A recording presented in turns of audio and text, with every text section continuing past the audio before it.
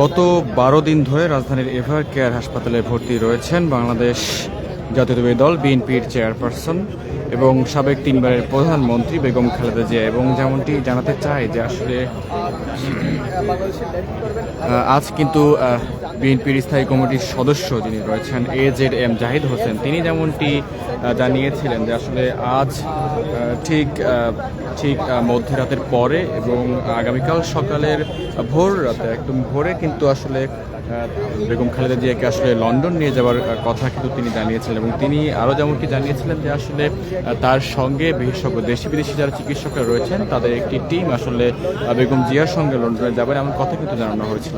তবে এখন যে বিষয়টি সেটি হচ্ছে কাতারের আমিরের যে বিশেষ এয়ার অ্যাম্বুলেন্স আজ রাতে ঢাকায় পৌঁছাবে, যে যেমনটি জানানো হয়েছিল আজ বিকালে বিএনপির মহাসচিব মির্জা ফখরুল ইসলাম আলমগীর এই কথাও বলেছিলেন। তবে সন্ধ্যার পর দলটির মিডিয়া উইং যেমনটি জানিয়েছে যে এয়ার অ্যাম্বুলেন্সে কিছু টেকনিক্যাল অর্থাৎ কারিগরি সমস্যা দেখা দিয়েছে, এই কারণে যাত্রা কিছুটা বিলম্ব হবে এমন কথা কিন্তু জানানো হয়েছে। অবশ্য বিএনপির সূত্রেও যেমনটি বলছে যে এয়ার অ্যাম্বুলেন্স ঢাকায় পাঠানোর জন্য দ্রুত প্রস্তুত না হলে কাতার কর্তৃপক্ষ খালেদা জিয়াকে লন্ডনে নিতে বিকল্প ব্যবস্থা করার কথাও চিন্তায় রেখেছে এমন কথা কিন্তু জানানো হয়েছে।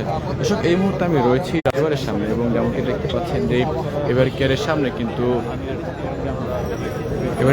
কিন্তু যে নিরাপত্তা ব্যবস্থা সেটি কিন্তু বেশ একেবারে চোখে পড়ার মতো। এবং দেখতে পাচ্ছেন যে এখনো কিন্তু বিজেপি পুলিশ সহ অন্যান্য যারা রয়েছেন আইনশৃঙ্খলা রক্ষাকারী বাহিনীর সদস্যরা যারা রয়েছেন তারা কিন্তু এখানে অপেক্ষা করছেন।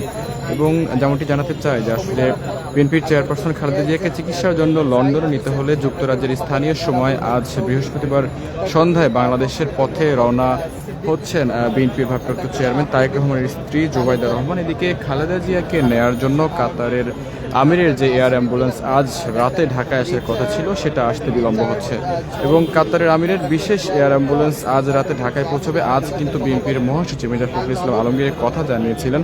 তবে সন্ধ্যার পর দলটির মিডিয়া উইং থেকে জানানো হয়েছে যে এয়ার অ্যাম্বুলেন্সে কিছুটা টেকনিক্যাল সমস্যা দেখা দিয়েছে, এই কারণে আসলে যাত্রায় কিছুটা বিলম্ব হবে এমন কথা কিন্তু জানানো হয়েছে।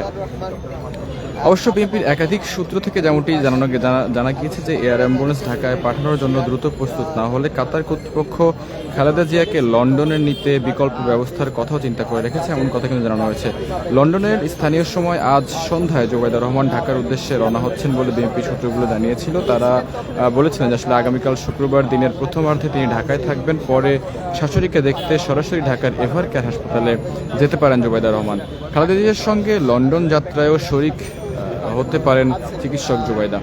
এর আগে আজ বিকেলে বিএনপির ভারপ্রাপ্ত চেয়ারম্যান তারেক রহমান উপদেষ্টা মাহাদি আমিন নিজে তার ভেরিফাইড যে ফেসবুক অ্যাকাউন্ট রয়েছে সেখান থেকে তিনি একটি পোস্ট জানান জুবাইদা রহমান আজ বৃহস্পতিবারই বাংলাদেশের উদ্দেশ্যে রওনা হচ্ছেন।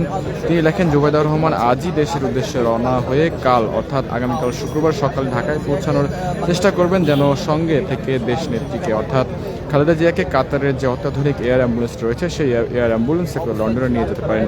তবে তার আগেই যদি ফ্লাইট ব্যবস্থা করা যায় কিংবা তার আশা না হয় সেই বিবেচনায় লন্ডনের বিশেষজ্ঞ চিকিৎসক রিচার্ড বিল ইতিমধ্যে ঢাকায় এসেছেন এবং খালেদা জিয়ার পুত্রবধূ সৈয়দ শামিলা রহমান এবং কয়েকজন চিকিৎসক ও কর্মকর্তা ও এয়ার অ্যাম্বুলেন্সের সার্বক্ষণিক আসলে পাশে থাকবেন এমন কথা কিন্তু জানা গিয়েছিল। গত 12 দিন ধরে বিএনপির চেয়ারপারসন বেগম খালেদা জিয়া তিনি কিন্তু রাজধানীর এভার কেয়ার হাসপাতালে তিনি কিন্তু ভর্তি রয়েছেন এবং তার যে শারীরিক অবস্থা সেটি কিন্তু একেবারে অপরিবর্তিত রয়েছে এমনটি কিন্তু জানা গিয়েছে। তাকে নিয়ে দেশের মানুষ কিন্তু উদ্যোগে রয়েছে এবং উন্নত চিকিৎসার জন্য গত জানুয়ারির মাসে লন্ডনে গিয়েছিলেন খালেদা জিয়া। সেখানে প্রথমে হাসপাতালে, পরে ছেলে তারেক রহমানের বাসায় থেকে তিনি চিকিৎসা নিয়েছিলেন। প্রায় 4 মাস পর গত 6 মে তিনি দেশে ফেরেন এবং গত 23 নভেম্বর শ্বাসকষ্ট দেখা দিলে খালেদা জিয়াকে এভার কেয়ার হাসপাতালে নেওয়া হয়। পরবর্তীতে যেমনটি আমরা জানতে পেরেছিলাম যে তার ফুসফুসের সংক্রমণ ধরা পড়ায় আসলে তাকে কিন্তু ভর্তি করা হয় এবং এখন পর্যন্ত গত 12 দিন ধরে কিন্তু তিনি এই হাসপাতালে ভর্তি রয়েছেন এবং এখন পর্যন্ত তার শারীরিক অবস্থা কিন্তু অপরিবর্তিত রয়েছে। দর্শক, যেমনটি জানাচ্ছিলাম যে আসলে কারিগরি ত্রুটির কারণে কাতারের যেই আমিরের যেই পক্ষ থেকে যে অ্যাম্বুলেন্সটি দেওয়া হয়েছিল বিশেষ এয়ার অ্যাম্বুলেন্স, সেটি আসলে আজ ঢাকায় পৌঁছানোর কথা ছিল, কিন্তু আসলে সেটি আসলে বিলম্ব হবে এমন কথা কিন্তু জানানো হয়েছে মিডিয়া উইংয়ের পক্ষ থেকে।